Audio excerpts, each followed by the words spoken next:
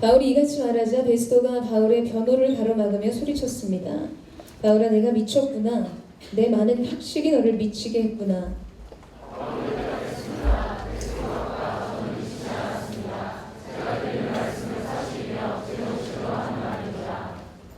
왕께서는 이 사실을 알고 계시므로 제가 거리낌 없이 말할 수 있습니다. 이것은 어느 한 구석에서 일어난 일이 아니기 때문에 어떤 것 하나라도 왕께서 모르고 넘어가셨을 리 없다고 저는 확신합니다.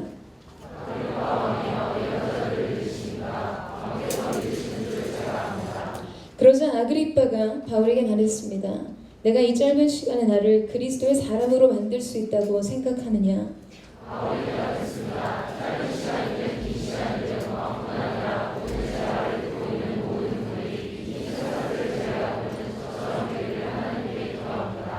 그러자 아그리빠 왕이 일어났고 베스도 총독과 베니게 그리고 그들과 함께 앉아있던 사람들도 다 일어났습니다.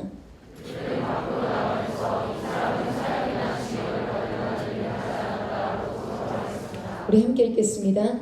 아그리빠는 베스도에게 이 사람이 황제께 상소하지만 않았더라도 석방될 수 있었을 것이요 라고 말했습니다. 할렐루야. 우리의 삶의 유일한 소망이 되시는 주님 앞에 우리 한번 뜨거운 영광과 찬양과 사랑의 박수 올려드리기를 원합니다. 주님, 우리가 주님을 사랑하고 주님을 더욱 사랑하기를 원합니다. 우리 예배를 통해 우리 영광과 찬양을 받아 주시옵소서. 아멘. 사랑하는 여러분, 성령 충만하십시오. 말씀 충만하십시오. 오늘 우리가 함께 드리는 예배의 주인은 하나님이십니다. 이 분명한 사실 앞에서 우리의 영혼이 하나님 한 분을 높이고 또 그 은혜의 보좌 앞에 겸손히 고개 숙이는 은혜가 있게 되기를 주님의 이름으로 축원합니다. 오늘 저희는 1부부터 4부까지 비전헌금 특수를 섬겼었는데요. 지난주 목요일에 서빙고 또 양재 사이트에서 각각 화요 특순 연습이 있었습니다. 서빙고 쪽에서는 요새 공동체를 섬기는 선교사님이 연습 진행을 하셨는데 연습이 한창일 때 클라이막스로 넘어가는 부분을 연습하고 있었는데 갑자기 노래를 중단시키시는 거예요. 그리고 이렇게 이야기를 했습니다. 여러분, 쉼표는 쉬라고 있는 것이 아니에요. 다음 것을 위해 있습니다. 그렇게 넉넉고 쉬다가는 다음을 다 놓치게 됩니다. 이런 이야기를 했습니다. 쉼표에서 쉬는 건 다음음을 강하고 정확하게 내기 위함이라는 것이죠. 그 얘기를 듣는데 참 제게 감동이 있었어요. 쉼표는 쉬라고 있는 것이 아니라 다음 것을 위해 있는 것이다. 제가 드럼을 치는 홀리임팩트 팀장에게 너는 이 음악에서 쉼표가 뭐라고 어떻게 생각하냐고 물어봤더니 자신은 여백의 미라고 생각한다고 하더군요. 다음을 더욱 돋보이게 하기 위한 아주 극적인 장치와 같이 다음에 찾아온 이 주요한 멜로디를 살려주는 공간이라는 것이죠. 여러분 어떠세요? 어떠한 연유에서든 여러분 우리의 인생에 쉼표가 찍힐 때가 있습니다. 때로는 이 분명한 의도를 가지고 다음 스텝을 위해서 숨 고르기를 할 때도 있지만 그저 다음이 보이지 않아서 어쩔 수 없이 지금 이 순간이 쉼표의 순간이 된 분들도 있을 것이에요. 그래서 그 시간 자체가 장애물 같이 느껴지고 그 시간 자체가 무기력하게 느껴질 때가 있습니다. 여러분, 그런데 그럴 때 바로 기억해야 합니다. 이 쉼표는 다음을 위한 시간이라는 사실입니다. 원하지 않는 쉼표를 그리고 계신 분들, 다음이 있다는 사실을 잊지 마십시오. 없을 것 같죠? 그러나 여러분, 그 쉼표는 마침표가 아닙니다. 여러분의 인생에 찾아온 이 쉼표는 극적인 스토리 앞에 주어진 여백이라는 것이에요. 여러분, 이 사실을 받아들이는 것이 믿음입니다. 그리고 이제 다음 스텝을 기대하고 준비하고 계시는 분들, 여러분 앞에 쉼표를 놓아두셔야 합니다. 도약과 비상을 위해서는 언제나 도움닫기가 필요하죠. 여러분의 삶 속에 하나님께서 그려주시는 영적인 쉼표를 통해 영적 재고가 채워지는 은혜가 있게 되기를 축복합니다. 디딤돌을 세우세요. 주님 안에서 이 쉼표를 그리십시오. 이런 얘기를 하면 꼭 이렇게 물어보시는 분들이 계세요. 주님 안에 있는 쉼표가 어떤 것입니까? 여러분, 그런 건 여러분 자신과 주님만 아는 이야기여야 합니다. 왜 자꾸 여러분 인생에 이 남이 달아준 답을 쓰려고 하세요? 여러분이 주님께 듣고 쓰십시오. 이 문제는 주관식입니다. 오늘 우리의 삶 가운데 하나님께서 주시는 이 영적인 쉼표 뒤에 하나님께서 행하신 일들, 그 새 일들을 기대하는 저와 여러분 되시기를 주님의 이름으로 축원합니다. 우리 옆에 사람에게 이렇게 한번 인사했으면 좋겠는데요. 당신의 쉼표는 느낌표가 될 것입니다. 이렇게 축복하시죠. 주님의 마음을 느끼고 또 그분의 뜻을 아는 시간이 여러분 인생의 쉼표 뒤에 있게 되기를 주님의 이름으로 축원합니다. 여러분 오늘 본문은 25장과 26장의 전체 사건을 포함하고 있습니다. 벨릭스가 유대에서 일어난 폭동을 제대로 진압하지 못하고 그것이 문제가 돼서 총독직에서 해임되고 새로운 총독 베스도가 가이사르에 부임하게 되었습니다. 베스도는 부임 후에 예루살렘을 시찰하는 중에 이 바울을 죽이려고 공모한 유대 지도자들의 고소를 받게 됩니다. 예루살렘으로 바울을 이송하게 되면 중간에 매복했다가 그를 죽이고자 하는 아주 구체적인 범행 계획을 세우는 것을 보게 돼요. 여러분 참 대단하지 않습니까? 2년이라는 시간이 지났지만 바울을 위협하던 삶의 일부분은 전혀 변한 것이 없었어요. 그러나 그럼에도 불구하고 그냥 같이 가는 것이죠. 변하지 않는 고난과 함께 바울은 역시 자기 자신의 길을 갑니다. 자신의 사명을 완수하기 위해 이 위험과 고난과 아픔을 자신의 삶의 일부로 끌어안고 걸어가는 것이에요. 오늘 이곳에 모인 우리 안에도 여러분의 문제가 여전하다고 느낀 채 오늘 이 자리에 앉아 계신 분들이 있을 거라 생각합니다. 여러분 그러나 다윗은 사울을 피해서 수년간 유대 광야를 도피하는 인생을 삽니다. 바울을 죽이고자 추격하던 핍박자들도 2년 이상의 시간 아니면 어쩌면 그의 사명의 일평생의 순간 동안 그를 괴롭혔어요. 여러분 그러나 믿음의 사람들은 어떻습니까? 그냥 자신의 길을 가는 것이에요. 그렇게 그 과정은 그저 끌어안고 인내하면서 여러분 다윗은 이스라엘의 왕이 되고 바울은 복음 전도자의 자기 사명을 다 합니다. 여러분 우리의 삶의 문제가 고되다 낙심하지 마십시오. 그렇게 여러분의 인생의 사명의 길을 그렇게 걸어가는 것입니다. 여전히 해결되지 않은 인생의 문제를 끌어안고 낙심하고 고민하지 마세요. 오히려 그러한 순간에 부르심에 집중하는 은혜가 있게 되기를 주님의 이름으로 축원합니다. 때로는 삶의 일부분 같이 우리 인생의 위협과 위험과 고난과 모든 삶의 난제의 그 문제와 장벽들을 끌어안은 채 우리의 삶의 길을 가야 할 때가 있어요. 그러나 믿음의 사람들은 주저없이 그 길을 가는 것입니다. 바울은 유대 지도자들의 도전을 받았지만 하나님께서는 이 최고 권력자들, 권세자들 앞에서 바울이 그의 무죄를 변증하도록 그리고 더 나아가서는 그리스도 예수의 복음을 증거할 수 있도록 복음을 선포하는 놀라운 기회의 문들을 열어주십니다. 오늘 이 사건에는 두 가지 관점이 녹아져 있습니다. 여러분 그것은 첫 번째 객관적인 사실로서의 판단과 하나님을 신뢰하는 믿음 안에서의 판단입니다. 이 베스도가 바울의 유죄 증거를 찾지 못하고 바울이 가이사에게 항소를 하자 상소할 자료를 얻기 위해서 아그리빠 왕에게 자문을 구합니다.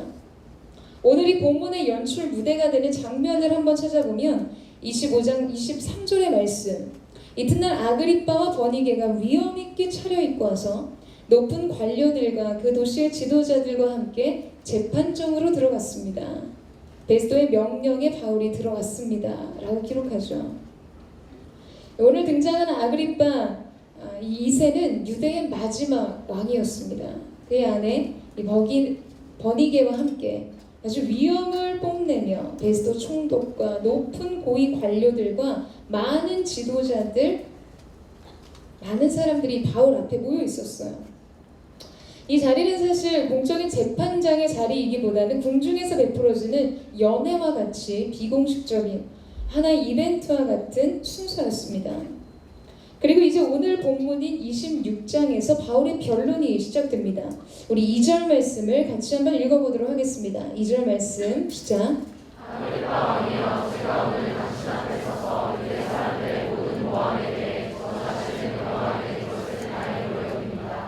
여러분 지금 바울이 뭐라고 이야기를 하죠? 자기가 아그리빠 왕 앞에서 변론하게 된 것을 다행으로 여긴다라고 말합니다. 이 영어 번역을 찾아보게 되면 행복하다, 행운이다 라고 표현하고 있어요. 바울은 지금 현재의 상황에 대해서 굉장히 이 만족을 표현하고 있는 것이에요. 여러분 과연 무엇이 행복입니까? 여러분 무엇이 행운일까요? 유대인들의 모함을 받을 때 유대인의 율법과 유대인의 문화와 관습을 알지 못하는 이 이방인 유대 총독에게 변론을 하느니 구약과 율법을 잘 알고 문화를 잘 이해하고 있는 왕에게 탄원할 수 있어서 좋습니다. 이런 단순한 이야기입니까, 여러분? 만약에 이것이 행복이라면 여기까지 오지 말았어야죠. 여러분 이것이 행운이라면 그는 사슬의 매인 죄수가 돼서는 안 되는 것이었습니다. 바로 이 장면에서 우리는 매우 중요한 바울의 관점을 보게 됩니다. 이 바울의 발언을 통해서 지금 여러분 바울 자신이 이 기회를 어떤 관점에서 인식하고 있는지를 알게 되는 것이죠. 여러분 지금 바울은 자기 자신을 죄수로 인식하고 있지 않다는 거예요. 그보다 그는 자기 자신을 복음 전도자로 분명하게 인식하고 있었습니다.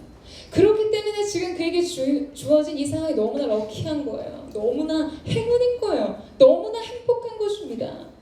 왜? 복음을 전할 수 있기 때문에. 그렇기 때문에 이것을 하나의 기회로 인식했던 것이죠.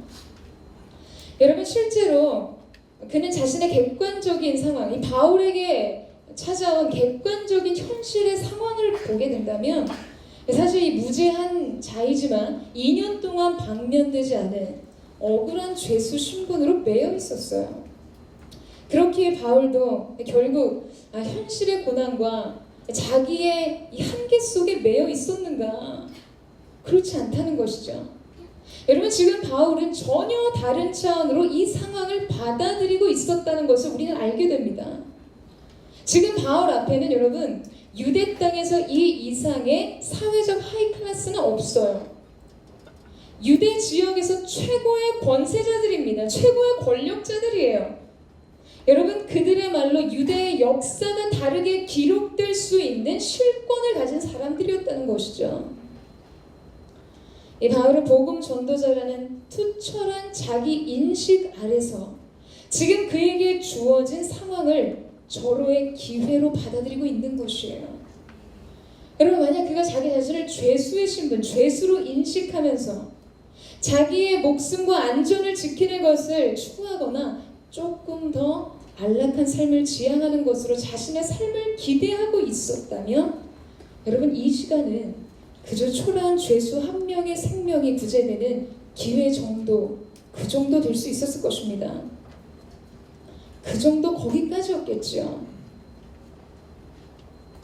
여러분 그러나 바울의 상황 인식 아래서 이 기회는 지금 유대 권력자들, 세상의 최고의 권세자들의 영적인 생명, 그들의 운명과 구원의 문제가 걸린 시간으로 사용되고 있습니다.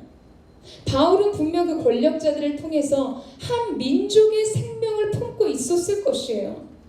여러분 리더가 얼마나 중요한지 아시죠? 그 한 사람이 주께로 돌아오면 한 민족이 주께로 돌이켜 돌아올 것을 그는 예견하고 바라보고 그 자리에 운명적인 시간 앞에 서 있었던 것입니다.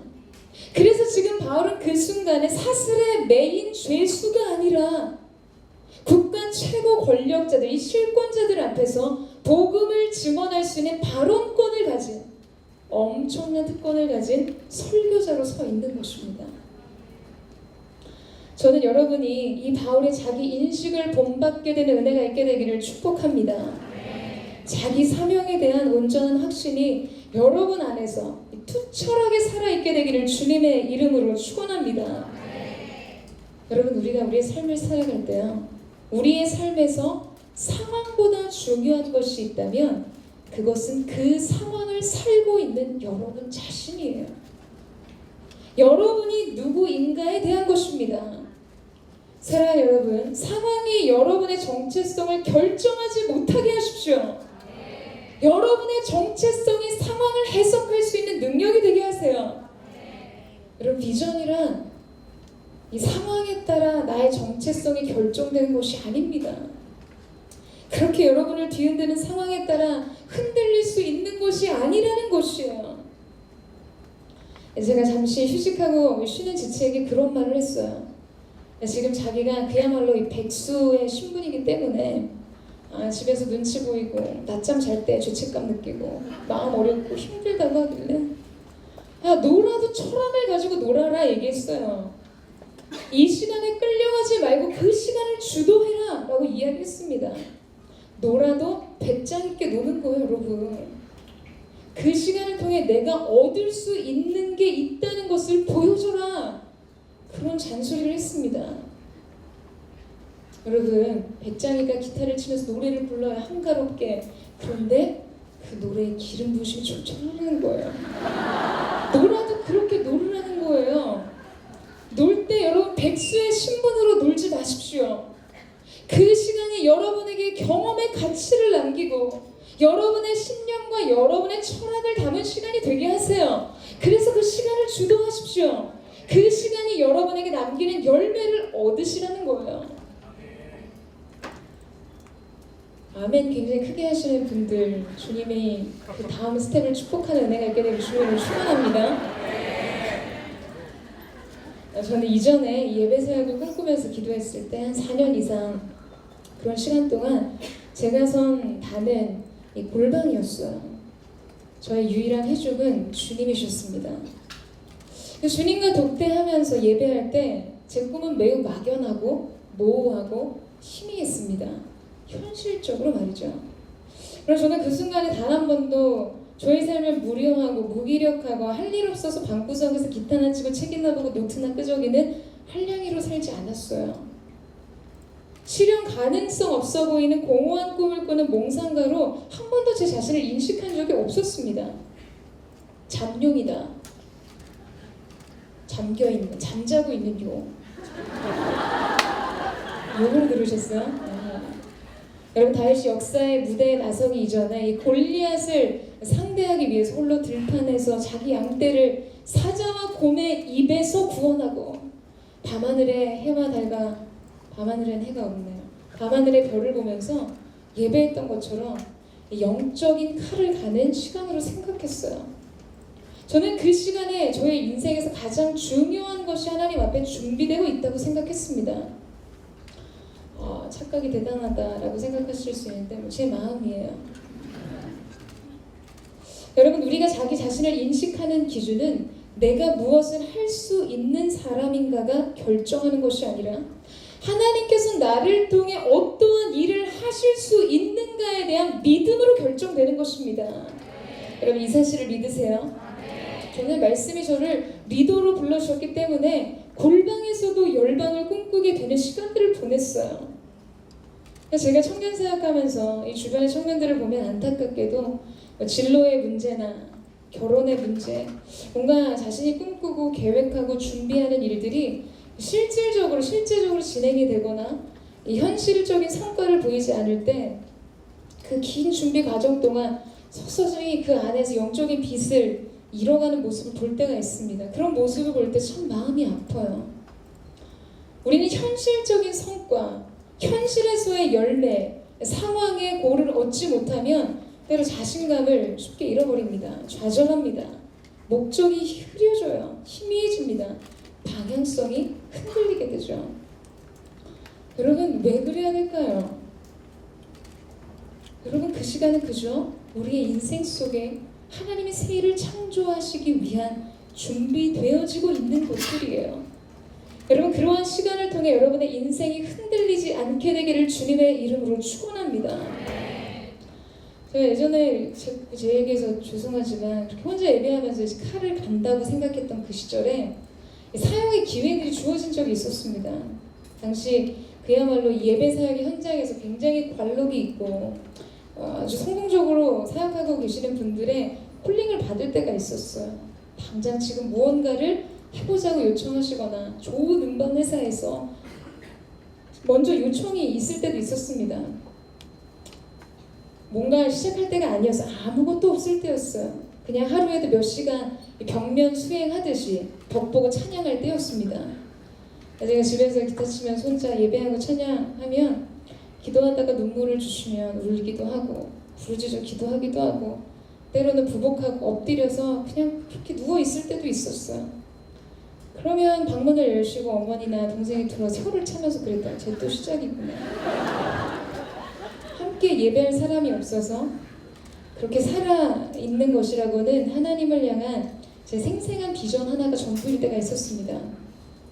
현실적인 어떤 기회 속에서도 거절할 때가 있었어요. 왜냐면 제 안에 그런 확신이 있었거든요. 지금 눈에 보이기에는 이것이 인생에 있어서 굉장히 중요한 디딤돌 같아 보여도 하나님이 나를 부르시고 또한 내가 가야 될 그 부르심의 길과는 다른 정체성을 가졌다고 생각했을 때는 여러분 그것을 단호하게 거절할 수 있는 믿음. 왜냐하면 이 모든 일에 주권은 하나님께 있음을 믿었기 때문이죠. 하나님이 부르신 부르심의 약속을 믿었기 때문이었어요. 그러니까 여러분 조바심이 나지 않습니다. 여러분 저는 하나님께서 여러분의 인생 속에 주신 꿈과 비전과 소망 앞에서 여러분이 이러한 확신으로 나아가는 은혜가 있게 되기를 주님의 이름으로 축원합니다. 여러분 그래 하나님께서 여러분을 쓰시지 않으시겠습니까? 이 시대와 사람들과 세상이 여러분을 주목하지 않겠어요? 여러분 긴 기다림의 시간 속에 빛을 잃지 마십시오. 조급함을 버리세요. 흔들리지 마십시오. 어떠한 상황과 환경 속에서도 오늘 이 본문 속에 등장하는 바울의 모습처럼 바울의 자기 인식을 여러분 본받으십시오. 여러분 인생의 부르심 안에서 사명 안에서 그 비전 안에서 현재의 상황을 인식하고 영적인 기회로 삼으시기를 축복합니다. 준비의 기회를 삼는 것이에요. 여러분 그 과정을 좀 받아들이세요. 배우 최민수 씨가 자기 아들에게 그런 조언을 한 것을 영상으로 본 적이 있었습니다. 여기 땅 위의 꽃들이 인생인 줄 알지만 우리 진짜 인생은 이 땅 속 뿌리에 있다.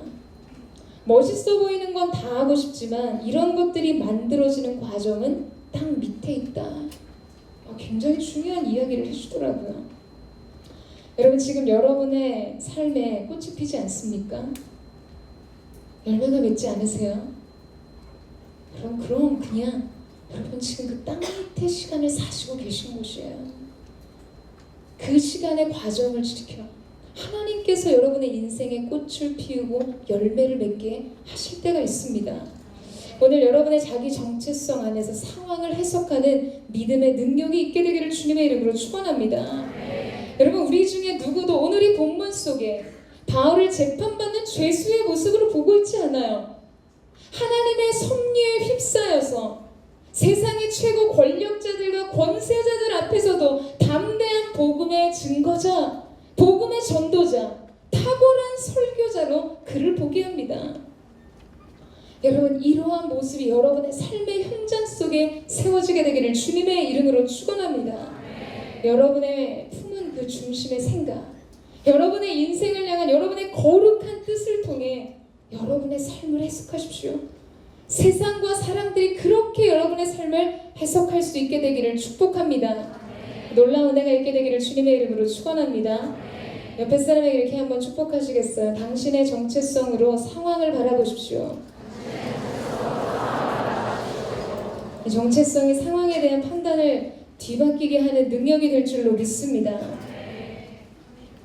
여러분이 바울은 베스도와 아그리빠 또 많은 고위 간부들 앞에서 자신의 무죄에 대한 변론을 합니다. 그런데 여러분 이게 지금 사건에 대한 원고 측의 변론이 아니에요. 그냥 전도 집회가 됐어요. 지금 이분 간증하고 계십니다. 주님이 자기 자신을 다메섹 도상에서 어떻게 만나주셨고 이방의 빛으로 내게 주신 그분의 음성이 어떠한지 복음 증거자로 자신의 삶을 어떻게 불러주셨는지 지금 이런 얘기하고 있어요. 그런데 보시겠어요? 우리 22절 말씀을 같이 한번 읽어보도록 하겠습니다. 22절 말씀 시작.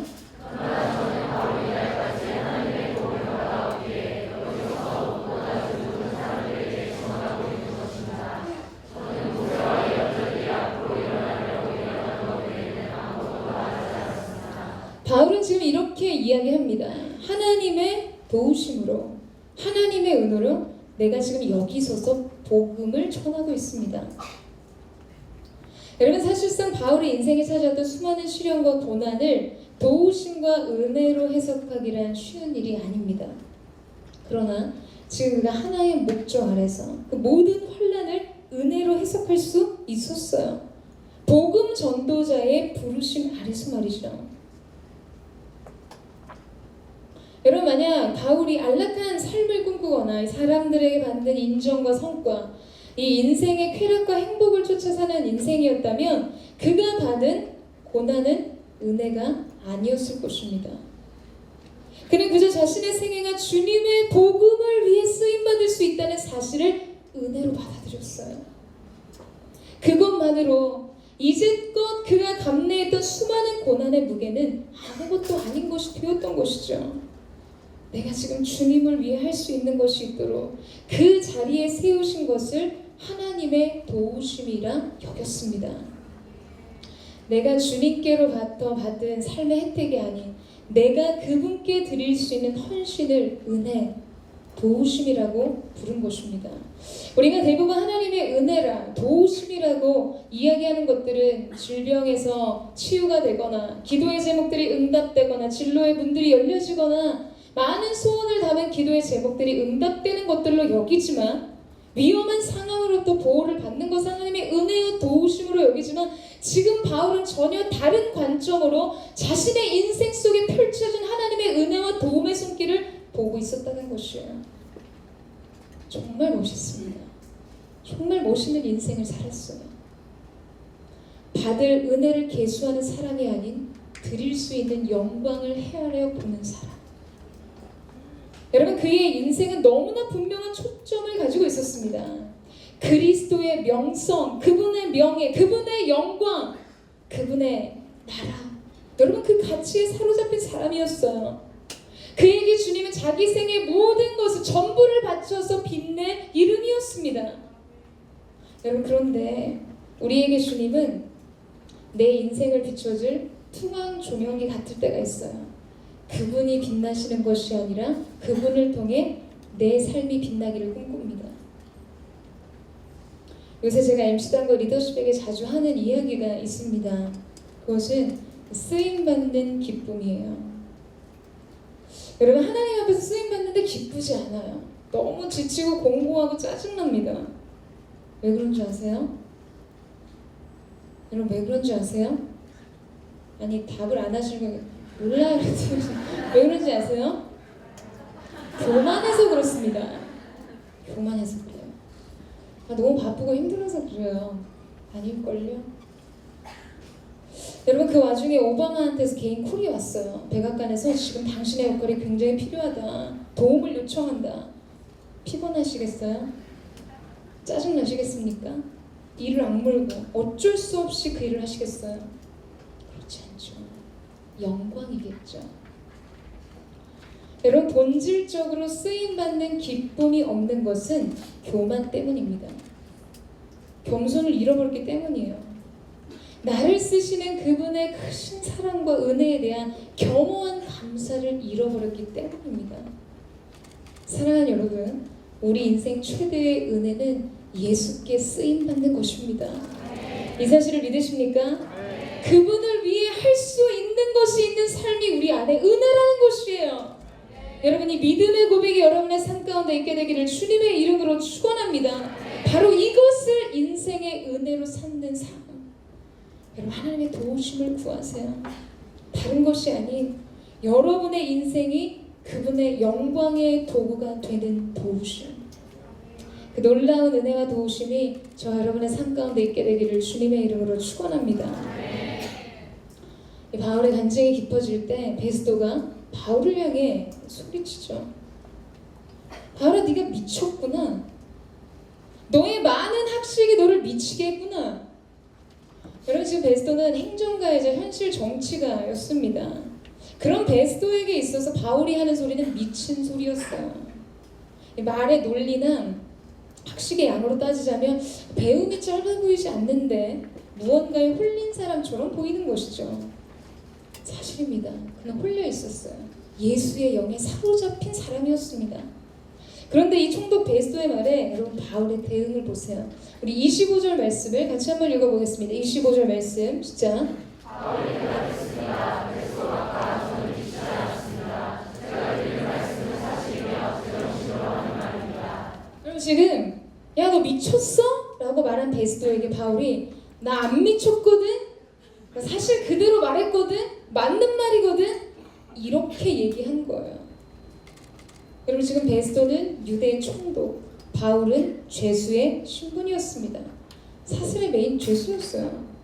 그런데 26절에 보면요, 바울이 말을 시작합니다. 말을 이어가요.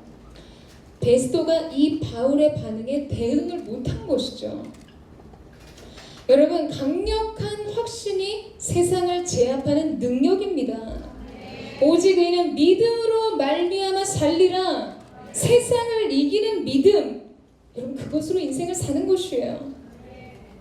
제가 예전에 이 예배 인도를 해야 되는데 여호수아 공동체를 섬길 때라 양재 사무실에서 서빙구로 넘어오는데 차가 엄청 막혔어요. 전체 교육자 모임에 찬양 인도를 해야 되는데 거의 빠듯하게 도착을 한 것이에요.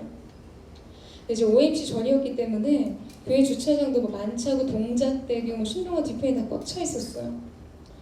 그리고 차를 어디 안 보이게 쓰레기통에 갖다 버릴 수도 없고 접어서 가지고 들어올 수도 없는데 주차는 어디다 하긴 해야겠는데 한 바퀴를 더 돌면 아웃일 것 같아요. 늦은 시간이라는 게 너무나 뻔한 시간이었습니다.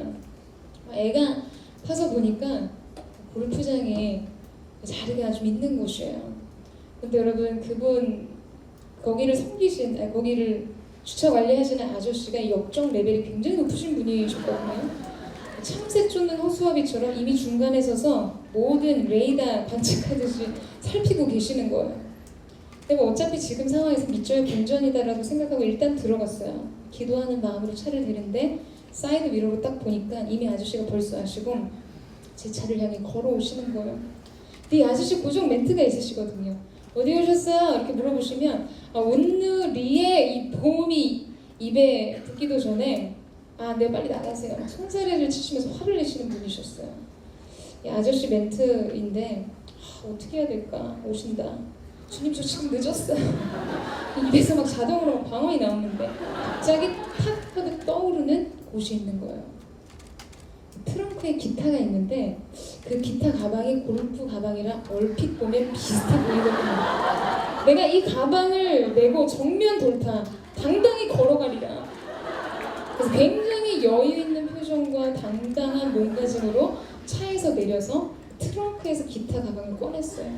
그리고 제게 걸어오시는 아저씨를 향해 걸어갔어요. 아주 확신에 찬 걸음으로. 전 그냥 스스로 나는 기타로 골프를 친다. 이런 믿음을 가지고 걸었어요. 그 아저씨가 저를 보시고는 실금 기타를 한 번 더 보시는 거예요. 이때 묘하게 흔들리는 아저씨의 눈빛. 그리고는 제 얼굴을 한 번 더 보시는 거예요. 뭔가 좀 이상한데 너무 당당하거든요. 그러시더니 저를 지나쳐서 지금 막 들어오는 차를 향해 걸어가십니다. 절대 뒤돌아보지 않았어요. 근데 뒤에서 소리가 들립니다. 어디 오셨어요? 오늘이 교회 에헤. 근데 우리 나가서 차 빼세요. 저는 주님 아주 여유롭지만 가장 빠른 걸음으로 골프장을 지나 동작대교를 지나 교회를 들어왔어요. 과거일 뿐입니다. 네. 그렇다고 아무데나 주차하셔도 된다는 그런 얘기 아니죠. 자신의 뼈를 깎아 설교하는 자폭 설교라는 거. 근데 사실 여러분 저는 아무 말도 하지 않았어요. 그죠? 당당하게 걸었을 뿐이었죠. 가끔 이 장면이 떠오릅니다. 여러분 사실이 아닌 것을 가지고도 우리가 담대하고 당당할 때 상대의 판단과 상황을 제압하는 힘을 갖게 됩니다. 굉장히 찝찝한 느낌이지. 근데 중요한 것은 이것이 아니죠. 여러분, 그런데 우리는 왜 진리를 가지고도 주눅들고 위축되고 망설이는 것일까요? 심지어 신앙서적 잘 읽다가 사람 만나면 여러분 책 뒤집어서 들지 않으세요? 직장생활에서 동료들과 식사할 때 식기도 하는 거, 이 눈 깜빡이는 셔터 속도를 굉장히 딜레이해서 초스피드로 기도하지 않으세요? 누구도 알아보지 못하게. 왜 우리는 진리를 소유하는데 여러분 여전히 위축되고 망설이고 주저하는 것일까요? 오늘 본문 속의 바울은 내가 미쳤구나 호통치는 권력자 베스도 앞에서 지금 자신이 가진 그리스도 예수에 대한 복음이 진리임을 선언하고 있습니다. 선포하고 있어요. 세상이 자기를 어떻게 생각하든 자신이 가지고 있는 그리스도의 피 묻은 복음이 진리이기 때문에 그는 담대하게 외치고 선포하고 있는 것입니다. 여러분, 그렇다면 우리가 가진 것은 무엇이길래 여러분 바울의 것과 이토록 다른 것일까요? 여러분, 그것은 우리가 그저 복음을 붙드는 삶에 멈춰있기 때문입니다. 그 복음이, 그 예수가 우리의 삶을 붙드시는 삶의 자리로 나아가야 하는 것이에요. 바울의 인생은 예수의 영에, 그분의 복음에, 그분의 영광에 사로잡힌 삶이었어요. 그저 내가 할 수 있는 정도로 하나님 얼굴을 구하고 예배하고, 여러분 그러한 인생을 꿈꾸지 마세요. 주님의 성령에 사로잡힌 인생, 피 묻은 복음에 사로잡힌 인생을 사는 거룩한 하나님의 사람 되시기를 주님의 이름으로 축원합니다. 예수로 사는 인생이 되십시오. 예수로 행하는 인생을 사십시오. 세상을 향해 여러분의 믿음을 선포하세요. 여러분, 세상을 압도할 복음의 능력을 선포할 수 있는 여러분 안에 충만한 예수의 영, 성령이 충만한 기름 부으심이 우리 모두에게 있게 되기를 주님의 이름으로 축원합니다. 마지막으로 아그리빠의 말에 바울은 이렇게 대답합니다. 29절 말씀이에요. 바울이 대답했습니다. 짧은 시간이든 긴 시간이든 왕뿐만 아니라 오늘 제 말을 듣고 있는 모든 분들이 이 쇠사슬을 제외하고는 저처럼 되기를 하나님께 기도합니다. 여러분, 바울이 죄수의 신분에 있으면서도 자신이 결박된 이 상태 외에는 모든 면에서 자신이 그 앞에 있는 사람들보다 더 바람직한 상태에 있다고 여긴 이 놀라운 사실에 주목해 보십시오. 여러분, 지금 아그리빠는 왕위에 앉아 있었어요. 그의 신분을 나타내주는 자줏빛 왕의 의복을 입었어요. 번이게는 화려한 보석들로 장식하고 있었습니다. 베스도는 고관입을 나타내는 진홍빛 의복을 입고 있었어요. 그곳에 모여있던 수많은 행정관들과 직종관들도 자신의 위엄을 갖추고 그들의 신분을 나타내는 의복을 입고 앉아 있었을 것입니다. 여러분, 그렇다면 이제 그 앞에 서 있는 바울을 한번 생각해 보세요. 여러분 눈에 비친 바울의 의복은 무엇입니까? 아주 허름하고 남루한 죄인의 복장을 하고 있습니까? 그의 손에는 그의 자유를 결박한 사슬이 매어 있습니까? 사랑하는 여러분, 바울은 지금 이들 앞에서 우리 주님이 사랑으로 지어 입히신 그리스도의 옷을 입고 서 있었습니다. 그는 로마서에서 말해요. 오직 그리스도로 옷 입고. 지금 그들 앞에서 바울의 신분은 죄수가 아니었어요. 택하신 족속이요, 왕같은 제사장이요, 거룩한 나라요, 소유된 백성으로 서 있었습니다. 여러분, 이것이 바울의 정체성, 세상 앞에서도 두려움 없이 확신에 찬 그의 능력의 원천이었습니다. 예수 하나로 당당한 삶, 복음 하나로 확신에 찬 삶. 그런 바울이 여러분 세상적으로는 화려하지만 이 실상은 절망으로 가득 차 있는 사람들에 대한 여러분 그의 바람은 이처럼 숭고하고 사랑으로 가득 차 말하고 있는 것입니다. 내가 이렇게 육체적으로 매여있는, 사슬에 매여있는 이 결박당한 것 외에는 당신들도 나와 같기를 원합니다.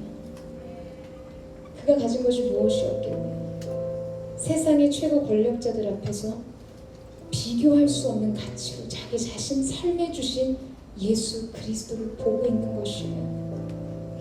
사랑하는 여러분, 오늘 여러분의 인생을 무엇으로 치장하기를 기뻐하고 계십니까? 오늘 바울의 고백과 같이 오직 그리스도로 옷 입고 나는 택하신 족속이요 왕같은 제사장이요 거룩한 나라요 그분의 소유된 백성으로 늘 세상 앞에 하나님의 거룩한 부름 앞에 여러분의 인생의 길을 가는 우리 모두가 되기를 주님의 이름으로 축원합니다. 그리스도의 옷을 입으세요. 가장 빛나는 영광의 옷을 주님이 사랑으로 지어 입히신 자신의 생명을 내어주신 그 그리스도의 옷을 입고 오늘 우리의 인생을 믿음으로 달려가는 저와 여러분 되시기를 주님의 이름으로 축원합니다. 우리 찬양하며 기도하며 나아갔으면 좋겠습니다.